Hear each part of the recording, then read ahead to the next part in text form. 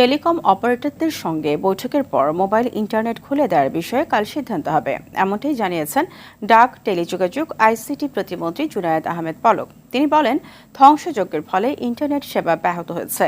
Remittance পাঠানোর বিষয়ে প্রতিমন্ত্রী জানান, দেশের অর্থনীতি ক্ষতিগ্রস্ত করতে অপপ্রচারের মাধ্যমে প্রবাসীদের ধোঁকা দিতে চায় দেশবিরোধী শক্তি। সুফিয়ান ফারাবি জানাচ্ছেন এরই বিস্তারিত। কোটা বিরোধী আন্দোলনকে পুঁজি করে সরকারি বেসরকারি ভবন ও স্থাপনায় আগুন দেয় দুর্বৃত্তরা। আগুন দেয়া হয় মহাখালীর কেন্দ্রীয় ডেটা সেন্টারেও। গেল 18 জুলাই থেকে বন্ধ হয়ে যায় মোবাইল ইন্টারনেট সেবা।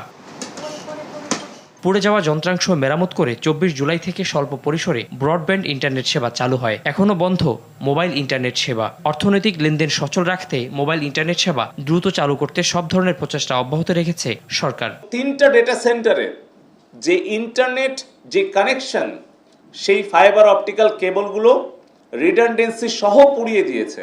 আমরা ইন্টারনেট বন্ধ করিনি, ইন্টারনেট বন্ধ হয়ে গেছে। আমরা আগামীকাল সকাল 9টায় মোবাইল নেটওয়ার্ক অপারেটরদের সাথে বৈঠক দিয়েছি।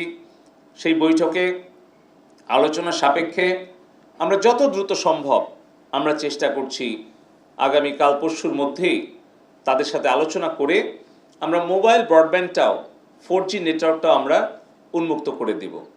প্রতিমন্ত্রী বলেন, আগুন সন্ত্রাসের পর এবার গুজব ছড়িয়ে প্রবাসীদের রেমিটেন্স পাঠাতে বাধা সৃষ্টি করছে বিএনপি জামাতের সন্ত্রাসীরা। তাদের প্রচারণায় বিভ্রান্ত না হয়ে দেশের উন্নয়নে ভূমিকা রাখার আহ্বান জানান তিনি।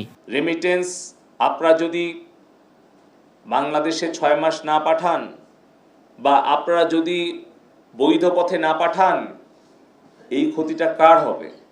এই ক্ষতিটা হবে আমাদের প্রবাসী ভাই বোনদের পরিবারের, আমাদের দেশের সামগ্রিক উন্নয়নের ক্ষতি হবে।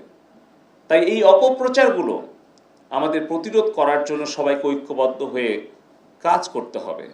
এর আগে প্রধানমন্ত্রীর আইসিটি উপদেষ্টা সজীব ওয়াজেদ জয়ের জন্মদিন উপলক্ষে সারা দেশে 1 লাখ গাছ রোপণের কর্মসূচি উদ্বোধন করেন আইসিটি প্রতিমন্ত্রী।